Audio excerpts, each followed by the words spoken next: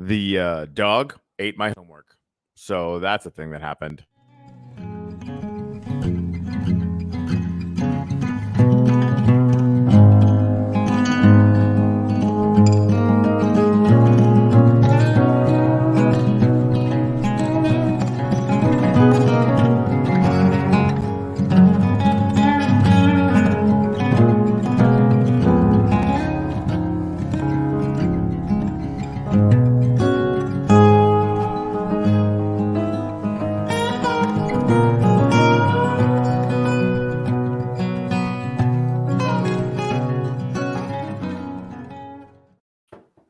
What? I missed whatever it was you said in the opening. So I said the dog ate my homework.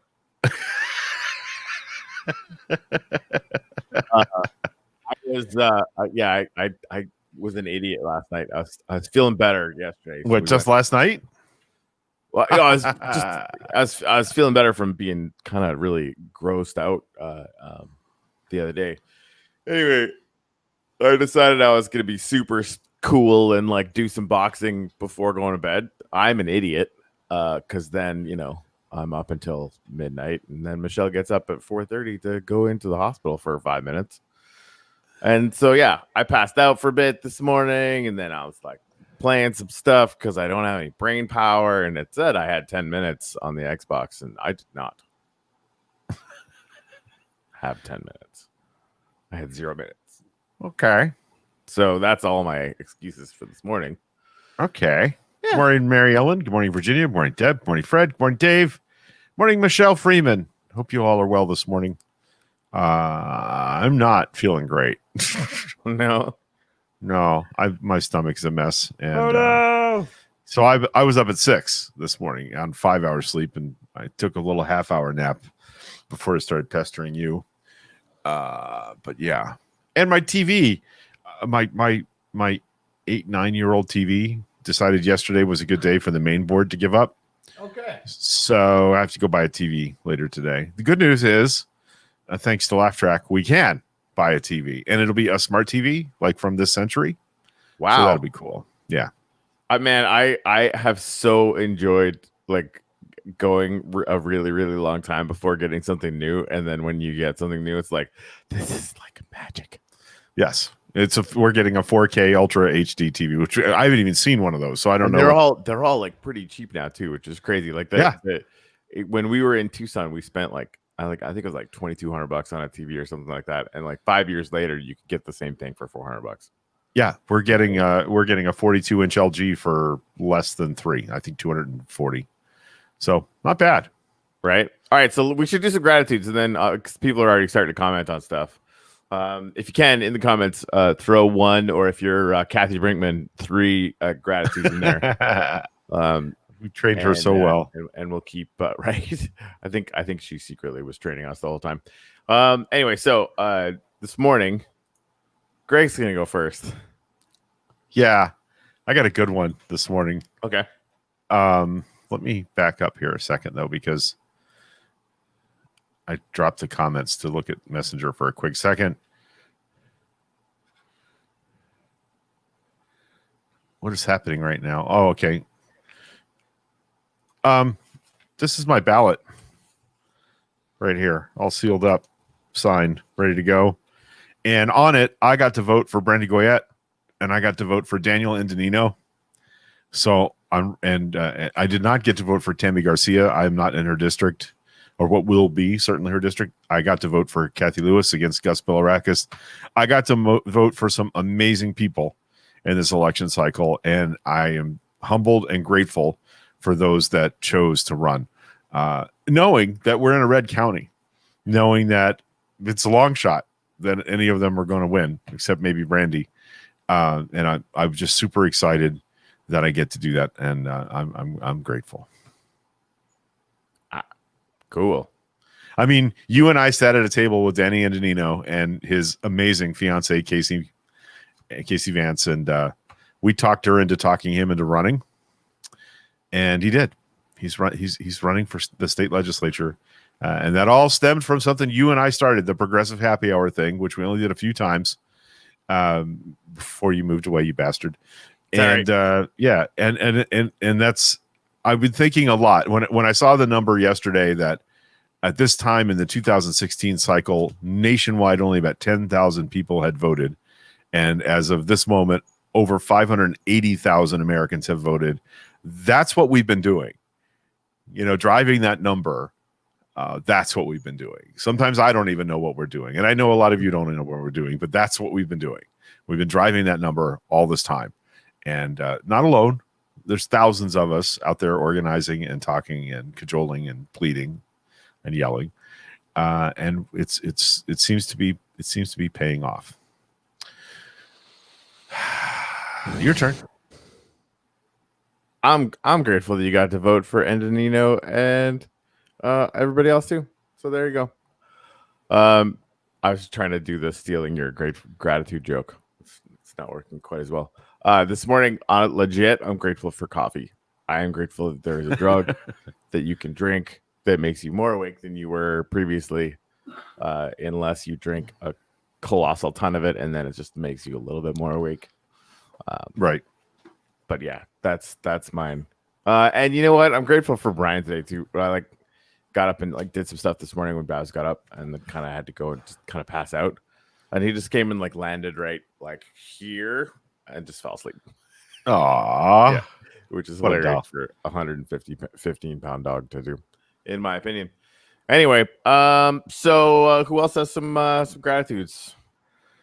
Well, there it is. Dave Myers. I'm grateful that I've had the means to have paid 10 times what our billionaire president has in taxes over the past 15 years. Nailed it. Fred said, I'm grateful we're still allowed to vote. I'm not sure we will be in 4 more years or that it'll be relevant. Just take the ballots away. Just make it. It's fine. That's fine. Just let it happen. Tareen says she's grateful that her dream about COVID is over. Oof. Not fun. Not fun. Dreaming about COVID. Virginia's asking how are ballots mailed. I received mine, but hubby has not received his. You can look, Virginia, on the SOE website, and it'll tell you. I knew that mine was mailed on Saturday because you can sign up for text messages, and they text you when your ballot is mailed. They text you when they receive it back and all that. But you can look right on the SOE website to see what the status of your ballot is, even if they've even sent it yet. And I knew mine was they said your ballot is being prepped for mail when I checked it on Thursday, and I had it in my hand on Saturday. We didn't check the mail till yesterday, but we know it arrived Saturday, so that's good. Michelle Freeman, grateful for love, the ability to live and breathe, that I still have an amazing kitty that loves me. Yeah, kitty Bella is my pal. Bella is an awesome cat. She likes this spot, the shelf right above my belly. Doesn't matter what I'm doing, she wants to be right there. All right, well. The cat. She likes that spot too, but mostly the cat. So just thought I'd clarify. Yeah. That was very clarifying. Should we, instead of getting into the super nitty gritty, should we just go into that link you sent me from? So yeah, the NRA sent a tweet out the other day, designed to terrify Texans, that if they voted the wrong way, Beto O'Rourke was going to show up at their house to take their guns away, and Twitter did what Twitter do. So yeah, show some of those. They're pretty damn good. Oh man, they're just glorious. Thanks for the heads up. I'm now considering buying an AR-15 just so Beto will come to my house. This next one leaves nothing to the imagination. All of us walking to the front door when Beto shows up to take our AR-15. Oh, NRA. Yeah. Honestly, having Beto O'Rourke and Cory Booker show up at my house to talk about gun safety and affordable housing is a Tiger Beat dream come true. That's some good stuff. I don't know what a Tiger Beat dream is, but Tiger Beat was a teen girl magazine that all the boy rock stars were in, back in the day. All right. I'm there for that. Leif Garrett and all those. This one, NRA Boogeyman is gonna knock on your door and take your AR-15, Beto. Right, he's so scary. He's gonna bring a Whataburger and want to go skateboarding. That's how. Right? Ooh, how terrifying! If you buy a gun, Beto will show up shirtless to your house and confiscate it. I mean, yeah.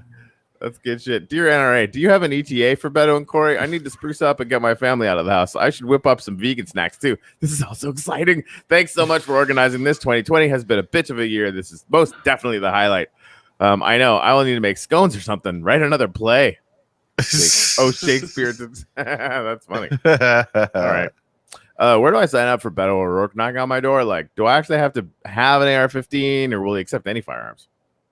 That's good. That's a good question. And this is a good question. The NRA says if Biden wins, Beto O'Rourke is going to come to my front door and take my AR-15. I'm conflicted. On the one hand, I love my AR-15. On the other hand, it's Beto O'Rourke. I mean, yeah. NRA I like that there are Democrats in this effort that are freely telling you we own guns, we own firearms. It's not like we are allergic to them or afraid of them. We just don't fetishize them and masturbate with them. That's the difference. Apparently, they use Beto for that. NRA now saying if Biden wins, Beto O'Rourke's going to come in and knock on your door. And millions of suburban women are thinking, cool, can he bring Cory Booker with him? Steven down here, some of the men are wondering too. There you go. Sign me the fuck up. This is literally the only reason I'd buy an AR-15, so Beto would knock on my door. I am with Emily. Me on my way to pay. Beto will come over. Whee! I like she's got a Tiffany's bag there it's crushing it. Beto O'Rourke won't do shit. He'll try to talk to you about pavement or something, which is important. I'd love if Beto O'Rourke would come talk to me about pavement. I'd go, they're from Stockton, right? And that would be all I had. Then he'd go on for a bit, and I'd kind of nod. And after a while, I would tell him, I'm not really much of a music guy, but it's cool. I love it.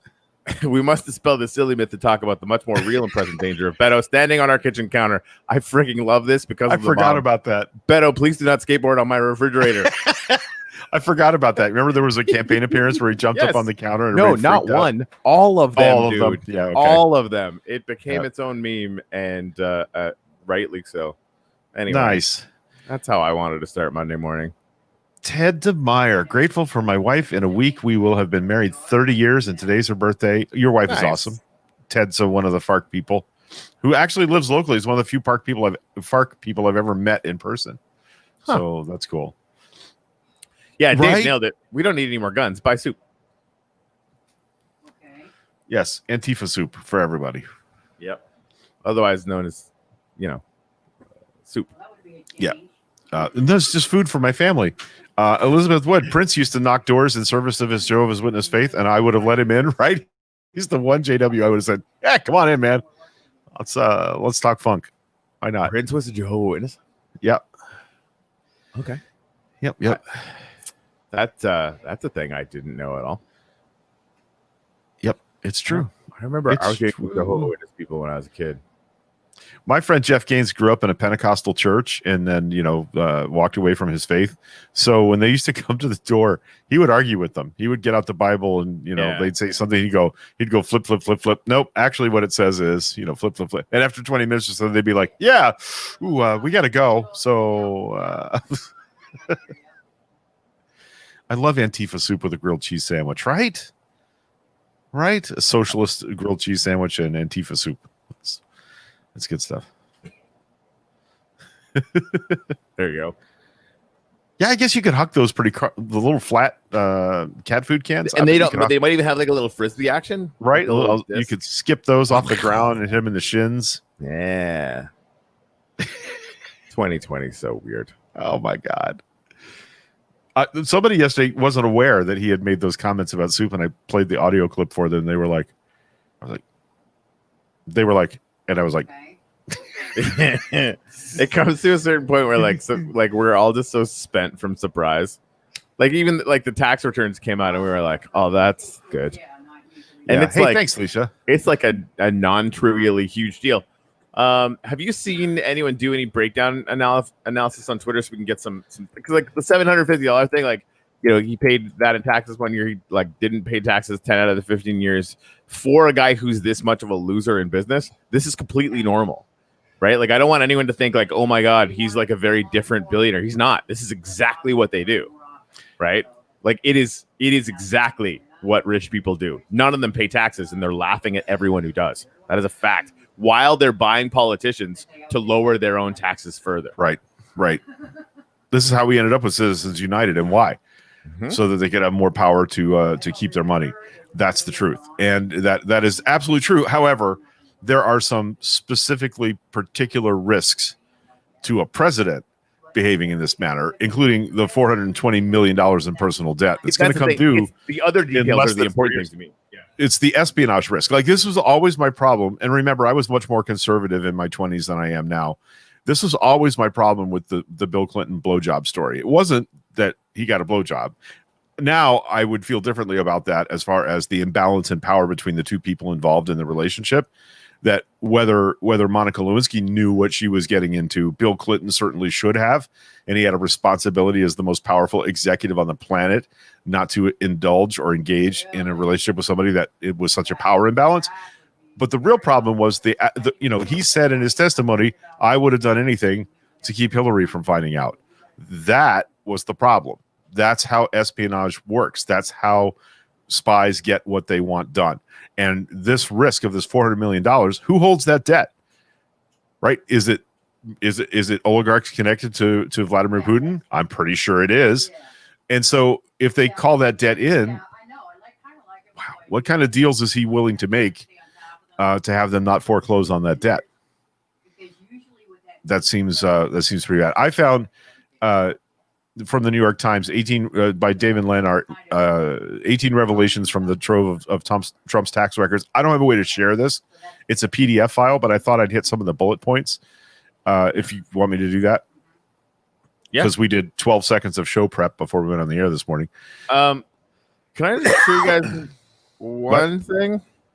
Yeah, please. I was curious about something. Everyone's like, and Dave Stowe, they're like, oh, polls are bullshit because they're not mathematically, and we can prove it. So, like, because we're an evidence-based community, it's just kind of annoy the shit out of me.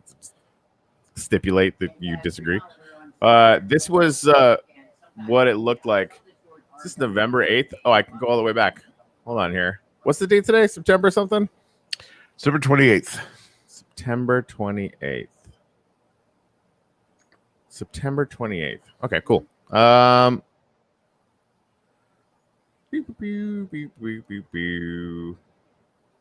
September 28th. A 2-point race. I'm not sure. That's this is 2016. Okay, sorry, it's a little distracting with. Yeah, no problem. It was a 2-point race, and the whole reason why I was struck today, I was looking at it today, and you'll see exactly what I'm talking about. This is a dynamic race, right? I mean, no matter which way you slice it, this race was constantly in the move. Was she ahead the whole time? For sure, right? But then, of course, it tightens extremely, and then it comes within the margin of error, and of course we fucking lose. Boo! Everything sucks. Yada yada yada. The next 4 years. Check this out. Notice anything different? Other than the fact that the lead is 2.5 times bigger. Oh wait, did you change the graphic? It looks like the same. This is this year, right now. I can do them. It just depends. I mean, that's the thing, is because I'm doing. This is Biden versus Trump. I'm still very confused because it's showing November 3rd. I'm still seeing the same graphic, Corey. Oh, you know what? It's because I don't know how to do things. I'm sorry. Okay. Like, if you do the application window, that would have worked. But I was just no, we're just going to use a Chrome tab, and then everyone's just going to get it. I'm sorry. Oh yeah, that's something that's something I've been hearing. Not just the 538 podcast people talk about, but also Pod Save America. They've been look at this is a stable, steady race. This is a long-term trend for an election, for any election. And we'll let Greg talk about what he was going to talk about. I wanted to check in on the swing states as well. I mean, the swing states, we're up in all of them, right? I'm pretty sure, except maybe one. And that's dicier. It's closer. Everyone should be, concerned and going out to vote. And all the caveats we make 18 million times. I think there's some reason for hope, and I kind of wanted some. Oh, and Corey voted twice. That's good. I'm still voting twice. Yeah, I think that's. I used to make that joke all the time. I'm not sure we should anymore. Hey. The spike after the debates. You think that Trump is going to do good after the debates? Last time Trump got in front of people, his numbers tanked hard. That's why, like, yeah, that's I would take that bet, David Myers. Good or bad, there will be a spike. Maybe that would be interesting. I would be very curious to see if that actually happened. I have doubts because this. I was remembering two things from the last set of debates. One, that he got up and walked around, followed her around the stage, and I think she missed an opportunity to turn around and say to him, "Will you please go sit down, Mr. Trump?" I mean, you know, I can't imagine why she didn't do that. I've been, because like Biden, it's not his first day, right? Like he knows it's down to one moment, and like he had to have been training for this for a while. And I really, really hope that he had a sit down with Trump's niece. Was her name Mary Trump? Whatever the hell her name is. Wait, yeah. Because she when she was on Rachel, it was basically like calling Donald, like do all this crazy psyop shit. That because I mean we all have a beat on him now, right? Well, even if she doesn't sit down with Biden, I'm sure the preppers, the debate prep people have been in touch with her about those things. Because she's a trained psychology professional as well. Yeah. So not only does she have personal knowledge, she's going to have some professional ideas about dealing with. In response to everything, this is what I really want to see. You're a fucking liar. Maybe even swear. Drop an F-bomb just for me. That'll be great. Doesn't matter what he says. You're a liar. You can't be trusted. You let 200,000 people die. Did we mention that you're a fucking liar? And you're at like the worst fucking human being on the face of the earth. Just rinse and repeat that over and over and over again all the time. Right. We want to restore some fucking decency and some calm and some fucking healthcare. Right. The other big memory I was having about the debates was when she said to us, he's either a con man who is a tax dodger, or he's such a terrible businessman that he's been losing business, and why would you elect him president? And he said, not paying my taxes makes me smart. And he got applause. That was the moment that I was like, he's immune to a normal debate strategy, because that should not have been something people went, yes, that's my guy. But the truth is that business owners, wealthy business owners, that's when they decided. It's normal. That was a feature, not a bug to them. Exactly. And he said, I'll fix the system or whatever. Of course, like he's going to do healthcare in 2 weeks. I was actually looking for a montage on that, because I think he said that like 9 times now or something ridiculous like that.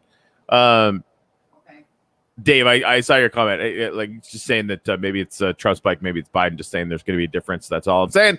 I'm going to be surprised if there's a difference, because I really feel like the number of undecided voters at this point is exceedingly low. I think that's true, and this is more normal. The 2016 election was not normal in that regard.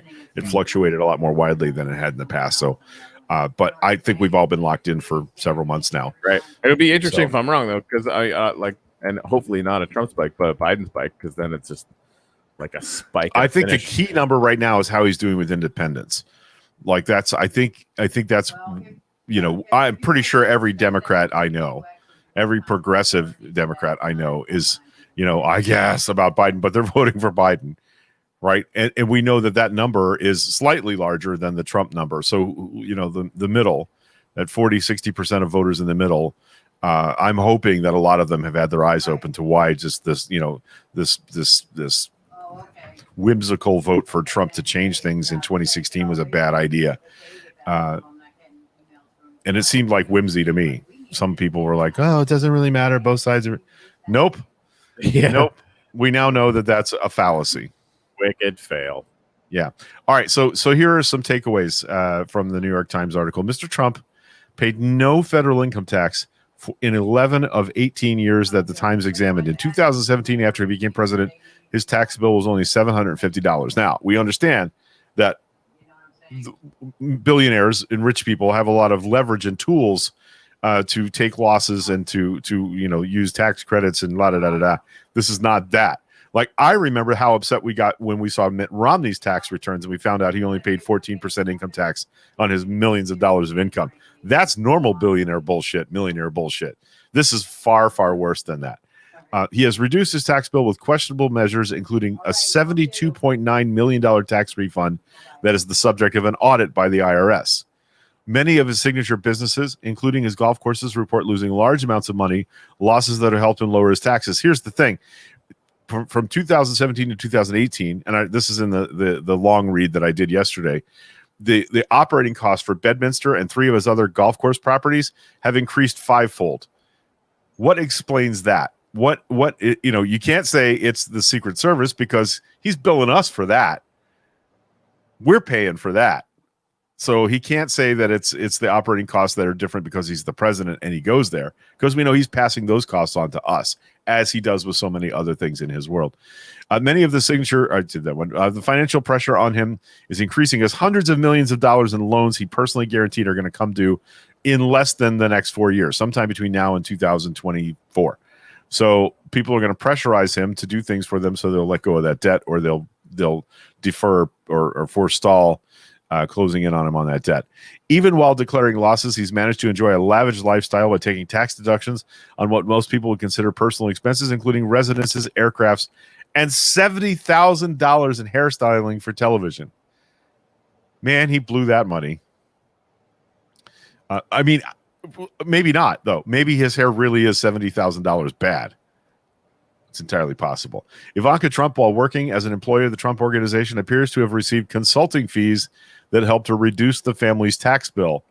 I didn't know consulting fees were tax deductible. Did you? Interestingly enough, that's actually really common with rich people too. You pay a family member consulting fees for reasons. Hey. Yep. As president, he has received more money from foreign sources and U.S. interest groups than previously known.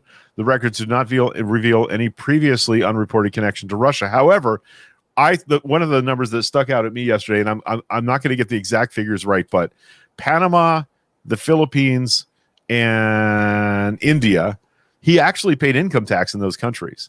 He paid $15,000 in Panama, $146,000 in India, and $150,000 in the Philippines. He paid $370,000 in income tax in other countries and $750 in the United States. That's outrageous. America first? Really? No. Donald fucking Trump first. It's important to remember that the returns are not an unvarnished look at Mr. Trump's business activity. They are instead his own portrayal of his companies compiled for the IRS, but they do offer the most detailed picture yet available. So there's a deeper look. I have this as a PDF document. I don't have a way to link it. Not sure what to do about that, but tax avoidance set him apart from most other affluent Americans. This is the thing that you were just talking about. Taxes on wealthy Americans have declined sharply over the past few decades, and many use loopholes to reduce their taxes to below statutory rates, but most affluent people still pay a lot of federal income tax. In 2017, the average federal income rate for the highest earning 0.001% of tax filers, that is the most affluent 1/100,000th of the population, was 24.1%. Over the past 2 decades, Mr. Trump has paid about $400 million less in combined federal income tax than a very wealthy person who paid the average for his group each year. So it's not normal. It's far worse than normal. Normal is fucked up enough that they're paying the equivalent of a 14% or 24% tax rate. But this is outrageously worse than that. And I was just remembering that the reason we have this tradition of presidential candidates releasing their taxes is because Richard Nixon took a deduction in 1972 of like $1,000 deduction that everybody freaked out about. Yeah. And he had to apologize for it and had to publicize his tax returns. I'll never forget Donna Arbogast asking me one day, is this as bad as Watergate? And I was like, this is far worse than Nixon. This is far, far, far worse than Nixon. And I think we should all remember that. So, yeah. Never dull. It's never dull. Whew. Yeah. All right. Deb Marcotte, good point. Teachers can only claim a max $250 deduction for school purchases they supply. It's just brutal.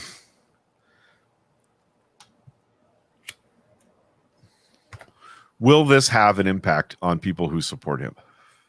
I mean, the 35%, no, right? Could it carve off a 0.5%? Yep. could that win the election? Yep. Right, especially if New York Times has as much as we think they do, because this is like the obvious stuff, right? Yeah, that's the other. Did they say who he owes the money to? Because we know who that is, right? That's not an unknown question. We know exactly who lent him money over the last 10 years, and it's Russian banks and Deutsche Bank. Well, Donald Trump, Don Jr. admitted it. Oh, we can get money from the Russians anytime we need it. He said that out loud on the record, which was probably a bad idea, and part of the reason his father hates him. Everyone's how dumb he is. Yeah, well, that's the other thing. When they published this synopsis article yesterday, which was 8 pages long, they said many more articles are coming. So this is a treasure trove. I think probably on the scale of the Pentagon Papers, Daniel Ellsberg's release of the Rand Corporation report on Vietnam. That was Ellsberg got in trouble for that. He got arrested for that and had to face trial over it. This is not that. The New York Times was careful to say yesterday that their sources are in legal ownership of these documents. So nothing was stolen here. The reason they're not telling you their names is because those sources would then be exposed. And that's not something a reputable newspaper will do. So today with it's all from fake, anonymous sources. Dummy, that's how journalism works. The editorial board of the New York Times, the editors, probably the publishers, lawyers know who those sources are, and they've checked and triple checked to make sure that everything they're releasing is factual. That's all lessons learned from the Pentagon Papers story in '68, and then the impeachment or the Watergate story between then and '72. So both the New York Times and the Washington Post and several other papers, by the way, released that information to protect the New York Times, because the president tried to charge the New York Times editors criminally with releasing stolen documents, and several other papers, pulled, I Am Spartacus, and they all started releasing the information along with the New York Times to make sure that they knew they were going to have to prosecute every newspaper in the land. Yeah.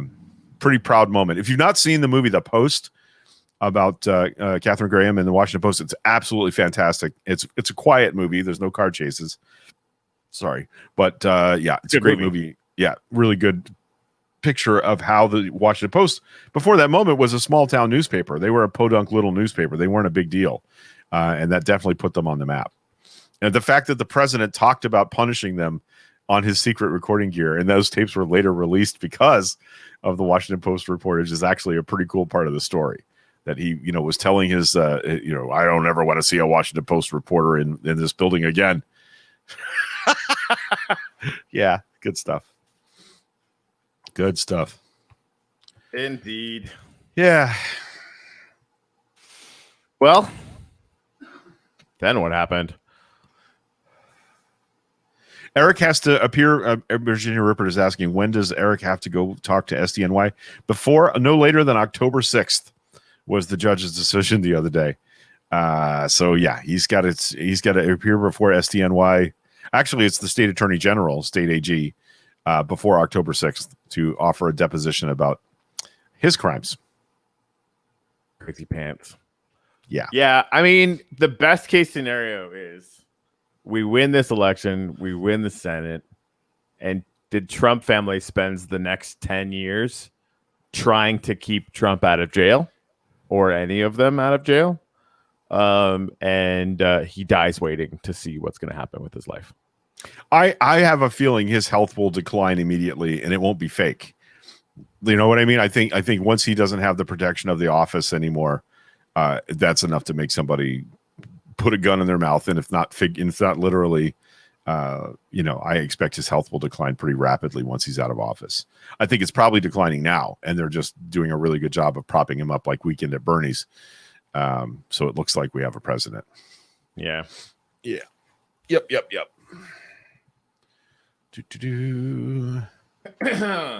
Well, shit.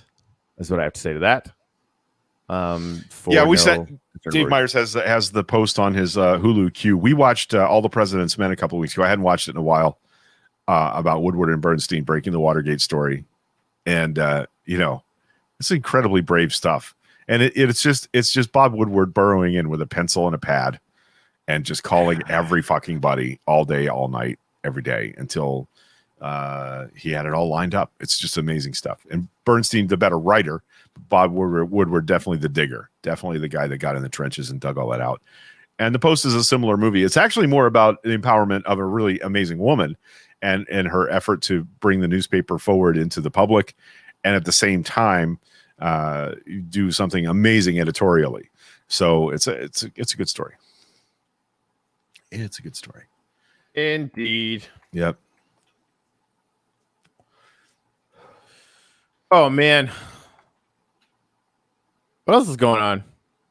I mean, I have no idea.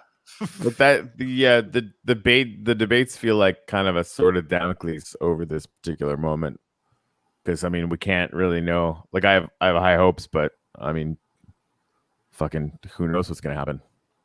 Not me. Well, So, yeah, I there you go. thought Clinton destroyed Trump in the debates last time. Well, the other number that, And again, he was just untouchable. Like he's not Yeah. playing chess. He's a pigeon shitting on the chessboard.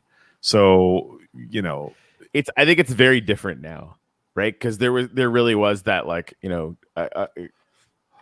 don't know, like the legacy of the Clintons and all that kind of stuff. Whereas like the legacy of Biden is like being Obama's best friend. Like it's just not the same, right? Like the Republicans haven't spent a million years trying to tie Hillary Clinton to bad things, or like to doing the same thing to Biden in the same way. Although they're trying it now, and it's just not working, right? right. And now it's not like let's try something new. And what if he's right about being an amazing business person, even though no fucking sane person will believe that? Now it's like he's literally fucking destroyed the country, and there's riot in the streets, and there's 200,000 people dead. Like, you know what I mean? Like there's hard data on that now.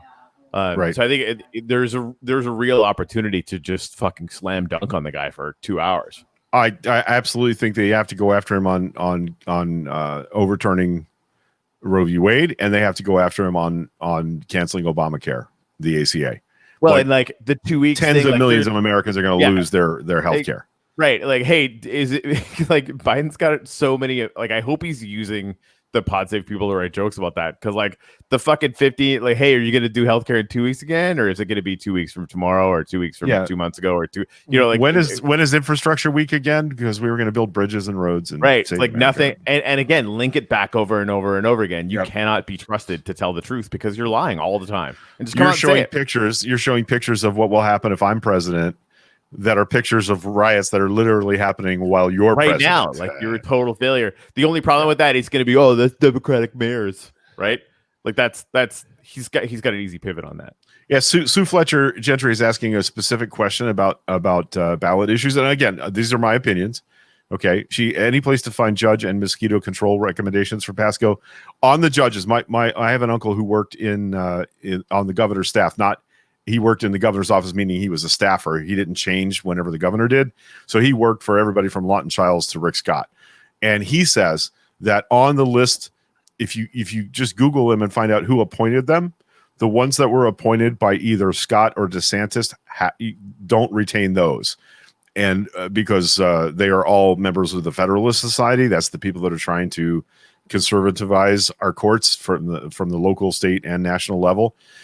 So the only one on my ballot that I voted to retain was I think first name David Sleet, and that's because he was appointed by Jeb Bush. And frankly, one of the surprises of my life is that my uncle Mike, a lifetime dyed-in-the-wool Union Democrat, right? He liked working for Jeb Bush. He said Jeb Bush was one of the best governors he worked for. Jeb Bush always had his door open, always listened, was fair, did things the right way. And so Sleet was the only one that I voted to retain. On mosquito control board, I just saw don't vote for Seth Waitman or not Waitman for mosquito control board. The problem with that is that Randy Evans, the other guy running against Waitman for the mosquito control board seat, is the chair of the Pasco County Republican Party, or at least he was at the time. They had the Twitter account where they were talking about getting 12-year-old shotguns, and they were saying that liberals should be killed on their Twitter account. And they when I talked to Randy Evans, we don't know, somebody must have taken over our Twitter account. That wasn't us. That's who Randy Evans is. He's the one that decided that no Republican candidate should participate in Vote Fest. here in Pasco County because we won by 22 points and we know what we're doing. That was literally what he told me on the telephone when I talked to him about it. So Waitman may be problematic because of his support for Republican causes, but you can't not vote on one of them. And I don't think Randy Evans deserves any kind of a seat in any kind of political sphere anytime soon. So there you go. And the other mosquito control board seat I voted for was the kid that was endorsed by, you're going to laugh, Skeeter Abbott. Skeeter Abbott was once on the mosquito control board here, and he's a local Port Richey guy. And I trust his opinion on that. I mean, his nickname is Skeeter. It's like he was born to be on the mosquito control board, right? That does seem like kind of a gimme. for He was on the city council in Port Richey and a few other things over the last few decades. So I trust his endorsement. It's the young guy that doesn't have a clear opinion on political issues on his Facebook page. I cannot remember his name. Sorry. Bailey, maybe. James Bailey. I think that's Karen Bailey's kid. Oh, is it? Well, definitely that guy then. Yeah. He's all right. Right. Now that I think about it, I saw his picture. He's all right. And yeah, he's trying to be a little ambivalent, and it's clearly like how to get your opening gimme, political position. But right. Yeah, I think he's all right. And I hope I'm right about that. Yeah. So that's the thing, Ginny. We live in a county where we're going to get a lot of Republicans running for offices like that. No Democrats stood up to run for mosquito control board. Guess why? Because we're busy running for things like state legislator and county commissioner. Yeah. So one of the things that has changed in the last 4 years. In 2016, we didn't run anybody for some seats, and we ran somebody for everything in the 18 cycle. And that's the goal is, what? We need people to stand up and say, I will run. I ran for mayor because of that idea that we couldn't let these seats go unchallenged. We had to stand up and run for them. And I still feel bad about the Bill Colombo thing, but he wouldn't commit. So I got to ask and I ran. But that's what we all need to do. My past may be problematic, but I looked around at the at the bar we had set with our president and decided, well, shit, I did drugs. At least I'm not a con man. So that's why I ran. Yeah, no, I think it was a super smart idea, which is why I kept telling you to do it. All right. Yeah. So the only judge on my ballot that I retained was Sleet. The rest of them, if you look, you can find out who appointed them, and it's all Scott and DeSantis. And those guys got to go. Those people got to go. They got to go. One of them was only appointed like 8 months ago, and she was appointed by Ron DeSantis. So nope. Not having it. And by the way, that advice is different than in the past. My Uncle Mike has told me in the past, unless there's some egregious public thing about that judge, like they do the weird thing where they have all sorts of strange sentencings and make people go stand on a street corner and wave a sign that says I'm a felon, right? Unless it's that judge, retain judges unless you know a good reason why they should not be retained. That's what he used to tell me in every election cycle. This cycle, he's feeling very different about Scott and DeSantis' appointments, and we're going to be depending on those judges to keep us from falling into an authoritarian state within our state. So there we go. I'm so glad Dave made that joke, so I didn't have to. We should totally vote Republicans for mosquito control. I'll bet they'll have a final solution to take care of the problem.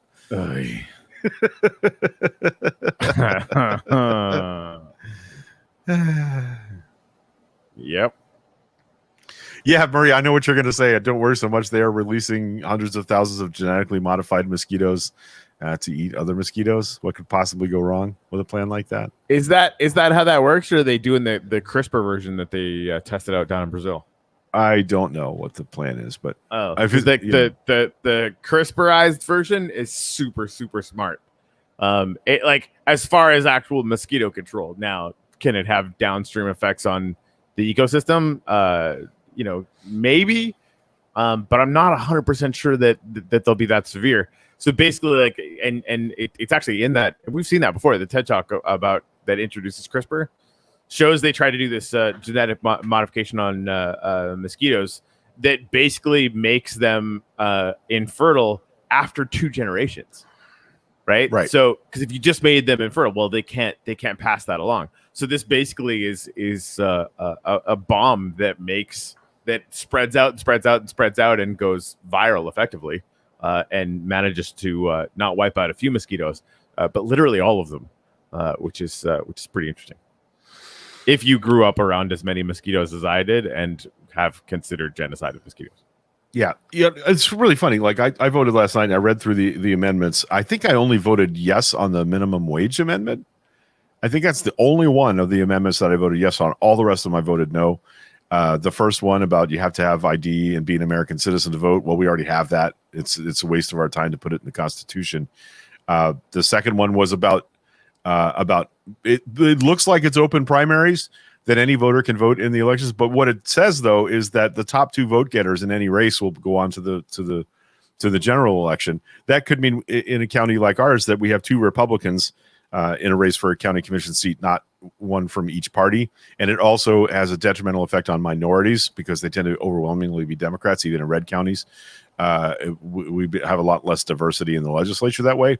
And the last 2 that were about rights for veterans survivors as far as taxes and homestead exemptions, I went with the League of Women Voters doesn't like either of those, not because of what they propose, but because they don't think we should enshrine tax policy in the Constitution.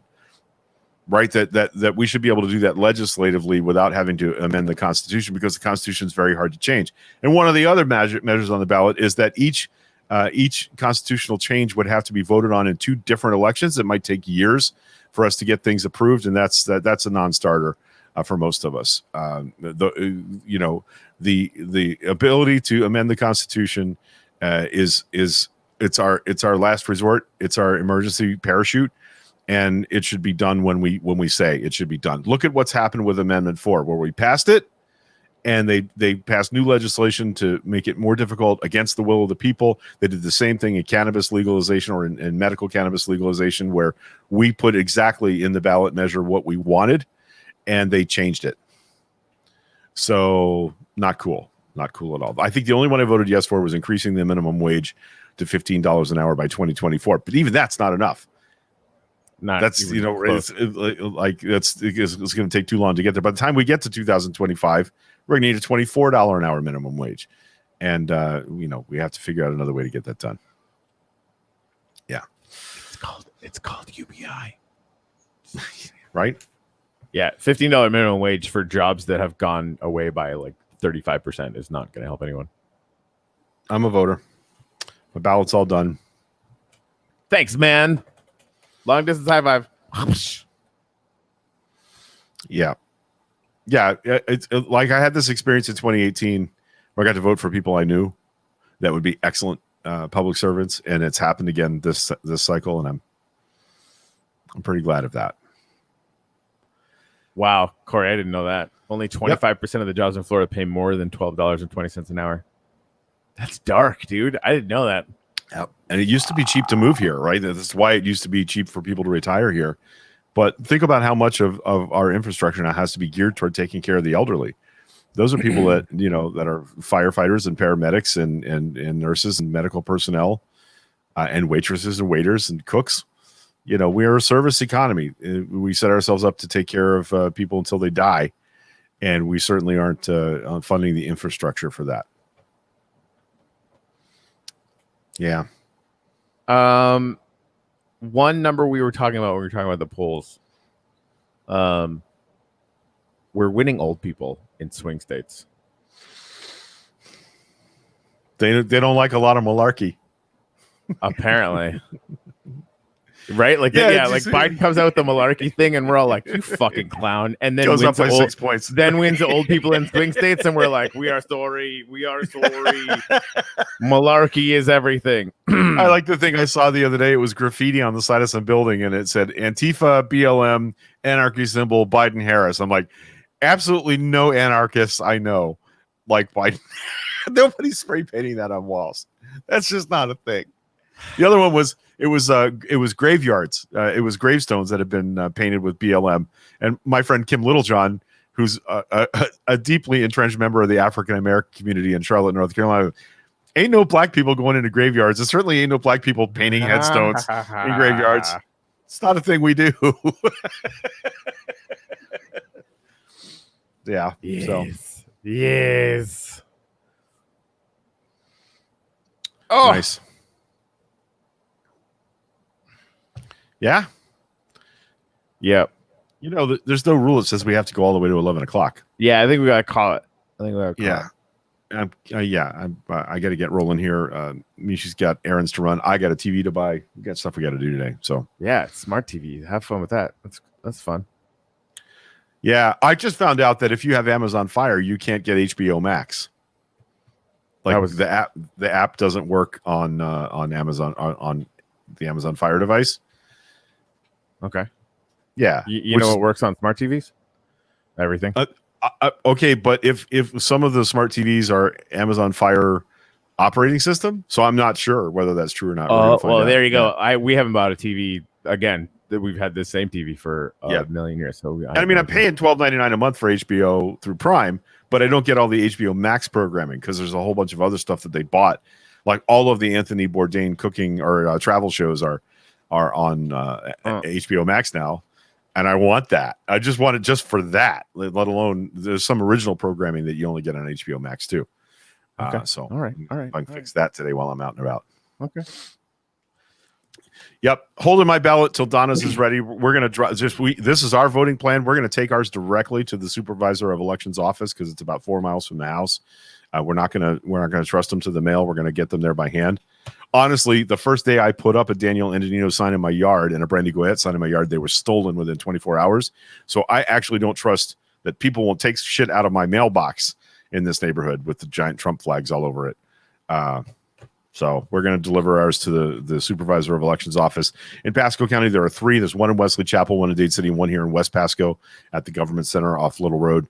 And so you can drop your completed ballot off directly to the SOE, and that's what we're going to do. All right. Yeah. I like it. Yeah, I think that's just about going to do it. Yeah. Yeah, I'm with you, Dave. This watching week to week thing, I got sucked into Raised by Wolves. At least they put out 2 a week, but yeah, I hate it. Yeah, I've only seen the first 3 of those. I gotta I catch think up. like 9 now. If I'm not Nice. mistaken. I'll have to catch up on those. Yeah, they're pretty good. It's definitely something that I'm gonna go back and watch again and get just as much out of it. There's a lot going on. Excellent. Anyway, guys, we'll see you guys Wednesday. I was just talking to Seth from the Dividend Report. We're gonna have him on this week. Do we decide? Are we gonna fact check the debates tomorrow night? Yeah, I think we probably should. Well, live stream the debates. I think it would be ridiculous if we did not. Okay. Yep. And that way, at least, Yes. because a part of me doesn't want to watch them, but if I'm watching them with you guys, then it'd be better. Yep, we're gonna Okay. do that. Good talk. That'll happen. All right, guys. so far, democracy is real and Sasquatch.